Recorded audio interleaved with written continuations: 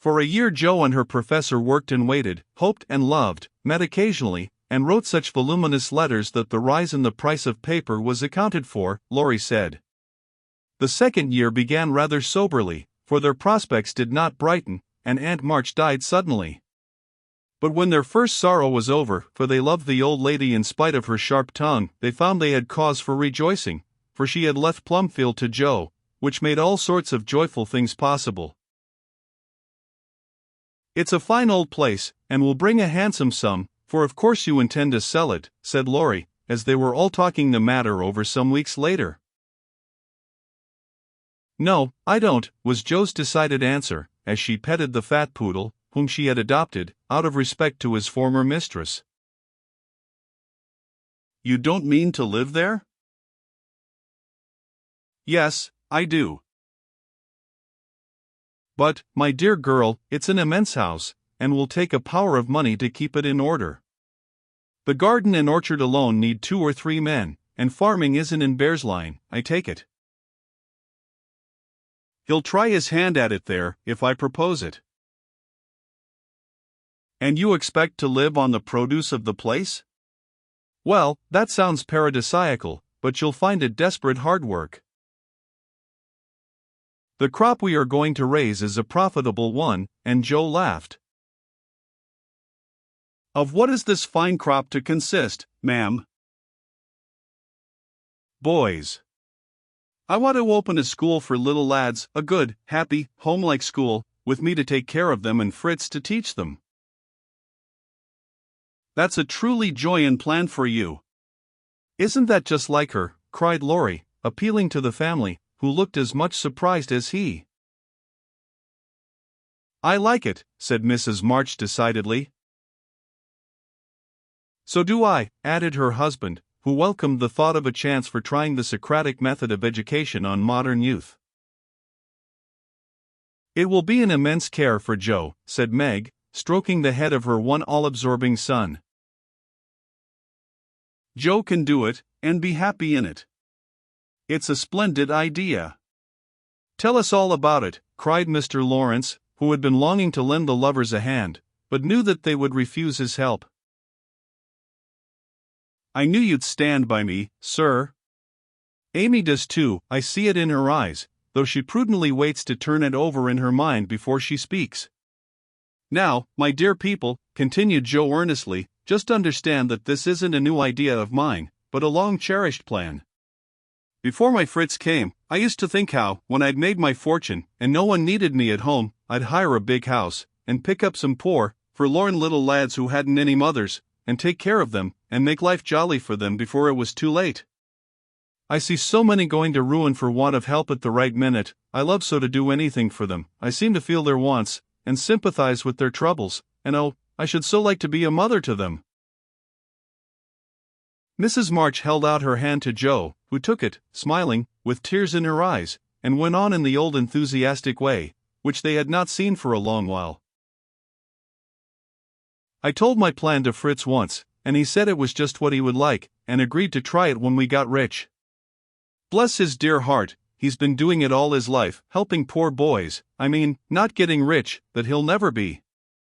Money doesn't stay in his pocket long enough to lay up any. But now, thanks to my good old aunt, who loved me better than I ever deserved, I'm rich, at least I feel so, and we can live at Plumfield perfectly well, if we have a flourishing school. It's just the place for boys, the house is big, and the furniture strong and plain. There's plenty of room for dozens inside, and splendid grounds outside. They could help in the garden and orchard. Such work is healthy, isn't it, sir? Then Fritz could train and teach in his own way, and father will help him. I can feed and nurse and pet and scold them, and mother will be my standby. I've always longed for lots of boys, and never had enough. Now I can fill the house full and revel in the little dears to my heart's content. Think what luxury, Plumfield my own, and a wilderness of boys to enjoy it with me." As Jo waved her hands and gave a sigh of rapture, the family went off into a gale of merriment, and Mr. Lawrence laughed till they thought he'd have an apoplectic fit. "I don't see anything funny," she said gravely, when she could be heard. Nothing could be more natural and proper than for my professor to open a school, and for me to prefer to reside in my own estate." "She is putting on airs already," said Laurie, who regarded the idea in the light of a capital joke. "But may I inquire how you intend to support the establishment? If all the pupils are little ragamuffins, I'm afraid your crop won't be profitable in a worldly sense, Mrs. Bear." "Now don't be a wet blanket, Teddy. Of course I shall have rich pupils, also perhaps begin with such altogether. Then, when I've got a start, I can take in a ragamuffin or two, just for a relish. Rich people's children often need care and comfort, as well as poor. I've seen unfortunate little creatures left to servants, or backward ones pushed forward, when it's real cruelty. Some are naughty through mismanagement or neglect, and some lose their mothers. Besides, the best have to get through the hobbledehoy age, and that's the very time they need most patience and kindness. People laugh at them, and hustle them about, try to keep them out of sight, and expect them to turn all at once from pretty children into fine young men. They don't complain much, plucky little souls, but they feel it. I've been through something of it, and I know all about it. I've a special interest in such young bears, and like to show them that I see the warm, honest, well-meaning boys' hearts, in spite of the clumsy arms and legs and the topsy-turvy heads. I've had experience, too, for haven't I brought up one boy to be a pride and honor to his family?" "I'll testify that you tried to do it," said Laurie with a grateful look. "And I've succeeded beyond my hopes, for here you are, a steady, sensible businessman, doing heaps of good with your money, and laying up the blessings of the poor, instead of dollars. But you are not merely a businessman, you love good and beautiful things, enjoy them yourself, and let others go halves, as you always did in the old times. I am proud of you, Teddy, for you get better every year, and everyone feels it, though you won't let them say so. Yes, and when I have my flock, I'll just point to you, and say there's your model, my lads." Poor Laurie didn't know where to look, for, man though he was, something of the old bashfulness came over him as this burst of praise made all faces turn approvingly upon him. "I say, Joe, that's rather too much," he began, just in his old boyish way. "You have all done more for me than I can ever thank you for, except by doing my best not to disappoint you. You have rather cast me off lately, Joe, but I've had the best of help, nevertheless. So, if I've got on at all, you may thank these two for it," and he laid one hand gently on his grandfather's head, and the other on Amy's golden one, for the three were never far apart. "I do think that families are the most beautiful things in all the world," burst out Joe, who was in an unusually uplifted frame of mind just then. "When I have one of my own, I hope it will be as happy as the three I know and love the best. If John and my Fritz were only here, it would be quite a little heaven on earth," she added more quietly. And that night when she went to her room after a blissful evening of family councils, hopes, and plans, her heart was so full of happiness that she could only calm it by kneeling beside the empty bed always near her own, and thinking tender thoughts of Beth. It was a very astonishing year altogether, for things seemed to happen in an unusually rapid and delightful manner. Almost before she knew where she was, Jo found herself married and settled at Plumfield. Then a family of 6 or 7 boys sprung up like mushrooms, and flourished surprisingly, poor boys as well as rich, for Mr. Lawrence was continually finding some touching case of destitution, and begging the Bears to take pity on the child, and he would gladly pay a trifle for its support. In this way, the sly old gentleman got round proud Jo, and furnished her with the style of boy in which she most delighted. Of course it was uphill work at first, and Jo made queer mistakes, but the wise professor steered her safely into calmer waters, and the most rampant ragamuffin was conquered in the end. How Jo did enjoy her wilderness of boys, and how poor, dear Aunt March would have lamented had she been there to see the sacred precincts of prim, well-ordered Plumfield overrun with Toms, Dicks, and Harrys.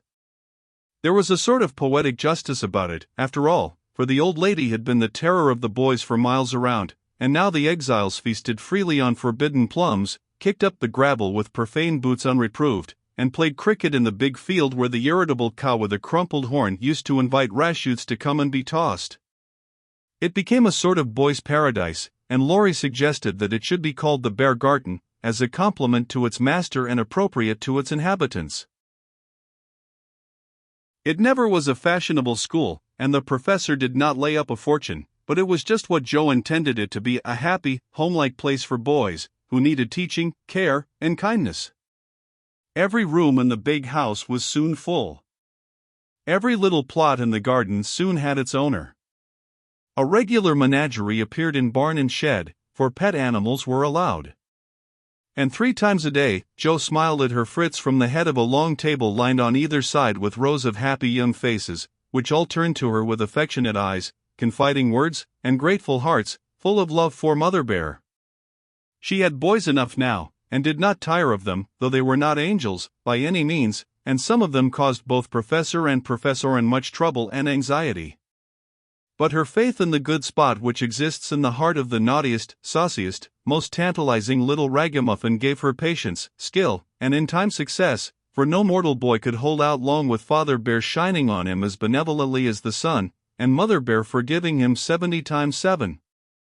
Very precious to Joe was the friendship of the lads, their penitent sniffs and whispers after wrongdoing, their droll or touching little confidences, their pleasant enthusiasms, hopes, and plans, even their misfortunes, for they only endeared them to her all the more. There were slow boys and bashful boys, feeble boys and riotous boys, boys that lisped and boys that stuttered, 1 or 2 lame ones, and a merry little quadroon, who could not be taken in elsewhere, but who was welcome to the Bear Garden, though some people predicted that his admission would ruin the school.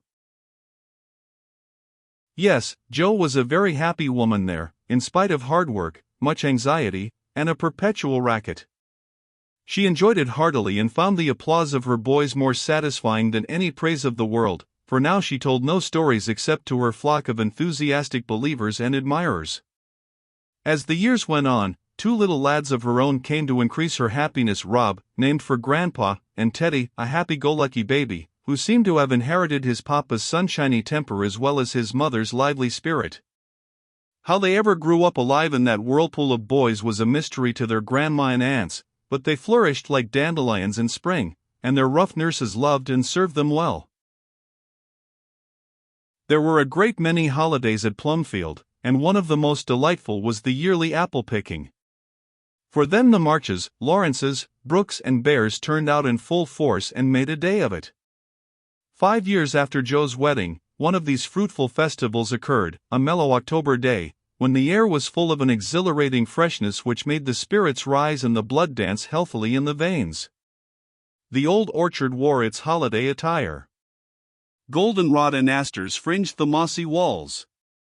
Grasshoppers skipped briskly in the sere grass, and crickets chirped like fairy pipers at a feast. Squirrels were busy with their small harvesting. Birds twittered their adieus from the alders in the lane, and every tree stood ready to send down its shower of red or yellow apples at the first shake. Everybody was there. Everybody laughed and sang, climbed up and tumbled down. Everybody declared that there never had been such a perfect day or such a jolly set to enjoy it, and everyone gave themselves up to the simple pleasures of the hour as freely as if there were no such things as care or sorrow in the world. Mr. March strolled placidly about, quoting Tusser, Cowley, and Columella to Mr. Lawrence, while enjoying the gentle apple's winey juice. The professor charged up and down the green aisles like a stout Teutonic knight, with a pole for a lance, leading on the boys, who made a hook and ladder company of themselves, and performed wonders in the way of ground and lofty tumbling. Laurie devoted himself to the little ones, rode his small daughter in a bushel basket, took Daisy up among the birds' nests, and kept adventurous Rob from breaking his neck. Mrs. March and Meg sat among the apple piles like a pair of pomonas, sorting the contributions that kept pouring in, while Amy with a beautiful motherly expression in her face sketched the various groups, and watched over one pale lad, who sat adoring her with his little crutch beside him. Joe was in her element that day, and rushed about, with her gown pinned up, and her hat anywhere but on her head, and her baby tucked under her arm, ready for any lively adventure which might turn up. Little Teddy bore a charmed life, for nothing ever happened to him, and Joe never felt any anxiety when he was whisked up into a tree by one lad, galloped off on the back of another, or supplied with sour russets by his indulgent papa, who labored under the Germanic delusion that babies could digest anything, from pickled cabbage to buttons, nails, and their own small shoes. She knew that little Ted would turn up again in time, safe and rosy, dirty and serene, and she always received him back with a hearty welcome, for Jo loved her babies tenderly. At 4 o'clock a lull took place, and baskets remained empty, while the apple pickers rested and compared rents and bruises. Then Jo and Meg, with a detachment of the bigger boys, set forth the supper on the grass, for an out-of-door tea was always the crowning joy of the day. The land literally flowed with milk and honey on such occasions, for the lads were not required to sit at table, but allowed to partake of refreshment as they liked, freedom being the sauce best beloved by the boyish soul. They availed themselves of the rare privilege to the fullest extent, for some tried the pleasing experiment of drinking milk while standing on their heads, others lent a charm to leapfrog by eating pie in the pauses of the game, cookies were sown broadcast over the field, and apple turnovers roost in the trees like a new style of bird. The little girls had a private tea party, and Ted roved among the edibles at his own sweet will. When no one could eat any more, the professor proposed the first regular toast, which was always drunk at such times, Aunt March, God bless her. A toast heartily given by the good man, who never forgot how much he owed her, and quietly drunk by the boys, who had been taught to keep her memory green. Now, Grandma's 60th birthday. Long life to her, with 3 times 3. That was given with a will, as you may well believe, and the cheering once begun, it was hard to stop it. Everybody's health was proposed, from Mr. Lawrence, who was considered their special patron, to the astonished guinea pig, who had strayed from its proper sphere in search of its young master. Demi, as the oldest grandchild, then presented the queen of the day with various gifts, so numerous that they were transported to the festive scene in a wheelbarrow. Funny presents, some of them, but what would have been defects to other eyes were ornaments to Grandma's, for the children's gifts were all their own. Every stitch Daisy's patient little fingers had put into the handkerchiefs she hemmed was better than embroidery to Mrs. March. Demi's miracle of mechanical skill, though the cover wouldn't shut, Rob's footstool had a wiggle in its uneven legs that she declared was soothing, and no page of the costly book Amy's child gave her was so fair as that on which appeared in tipsy capitals the words, "To dear Grandma, from her little Beth." During the ceremony the boys had mysteriously disappeared, and when Mrs. March had tried to thank her children, and broken down, while Teddy wiped her eyes on his pinafore, the professor suddenly began to sing. Then, from above him, voice after voice took up the words, and from tree to tree echoed the music of the unseen choir, as the boys sang with all their hearts the little song that Jo had written. Laurie set to music, and the professor trained his lads to give with the best effect. This was something altogether new, and it proved a grand success, for Mrs. March couldn't get over her surprise, and insisted on shaking hands with every one of the featherless birds, from tall Franz and Emile to the little quadroon, who had the sweetest voice of all. After this, the boys dispersed for a final lark, leaving Mrs. March and her daughters under the festival tree. I don't think I ever ought to call myself Unlucky Joe again, when my greatest wish has been so beautifully gratified, said Mrs. Bear, taking Teddy's little fist out of the milk pitcher, in which he was rapturously churning. And yet your life is very different from the one you pictured so long ago. Do you remember our castles in the air? Asked Amy, smiling as she watched Laurie and John playing cricket with the boys. Dear fellows! It does my heart good to see them forget business and frolic for a day, answered Joe, who now spoke in a maternal way of all mankind. Yes, I remember, but the life I wanted then seems selfish, lonely, and cold to me now. I haven't given up the hope that I may write a good book yet, but I can wait, and I'm sure it will be all the better for such experiences and illustrations as these, and Jo pointed from the lively lads in the distance to her father, leaning on the professor's arm, as they walked to and fro in the sunshine, deep in one of the conversations which both enjoyed so much, and then to her mother, sitting enthroned among her daughters, with their children in her lap and at her feet, as if all found help and happiness in the face which never could grow old to them. My castle was the most nearly realized of all. I asked for splendid things, to be sure, but in my heart I knew I should be satisfied if I had a little home, and John, and some dear children like these. I've got them all, thank God, and am the happiest woman in the world." And Meg laid her hand on her tall boy's head, with a face full of tender and devout content. "My castle is very different from what I planned, but I would not alter it, though, like Joe, I don't relinquish all my artistic hopes, or confine myself to helping others fulfill their dreams of beauty. I've begun to model a figure of baby, and Laurie says it is the best thing I've ever done. I think so, myself, and mean to do it in marble, so that, whatever happens, I may at least keep the image of my little angel." As Amy spoke, a great tear dropped on the golden hair of the sleeping child in her arms, for her one well-beloved daughter was a frail little creature and the dread of losing her was the shadow over Amy's sunshine. This cross was doing much for both father and mother, for one love and sorrow bound them closely together. Amy's nature was growing sweeter, deeper, and more tender. Laurie was growing more serious, strong, and firm, and both were learning that beauty, youth, good fortune, even love itself, cannot keep care and pain, loss and sorrow, from the most blessed for. Into each life some rain must fall, some days must be dark and sad and dreary. She is growing better, I am sure of it, my dear. Don't despond, but hope and keep happy, said Mrs. March, as tender-hearted Daisy stooped from her knee to lay her rosy cheek against her little cousin's pale one. I never ought to, while I have you to cheer me up, Marmee, and Laurie to take more than half of every burden, replied Amy warmly.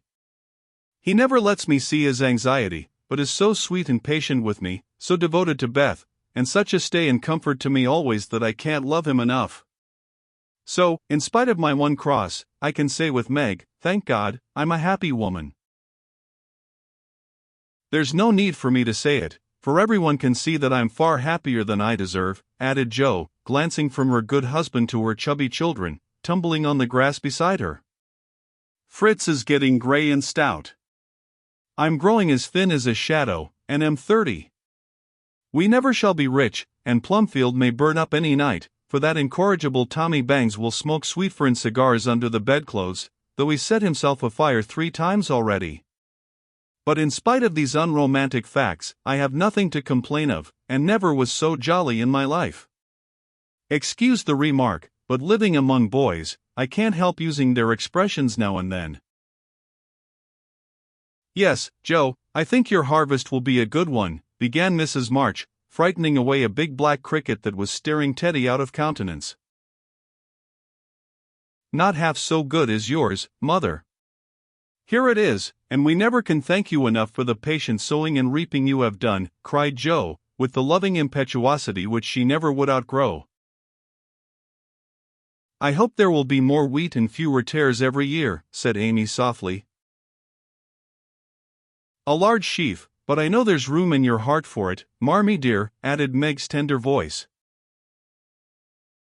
Touched to the heart, Mrs. March could only stretch out her arms, as if to gather children and grandchildren to herself, and say, with face and voice full of motherly love, gratitude, and humility. Oh, my girls, however long you may live, I never can wish you a greater happiness than this.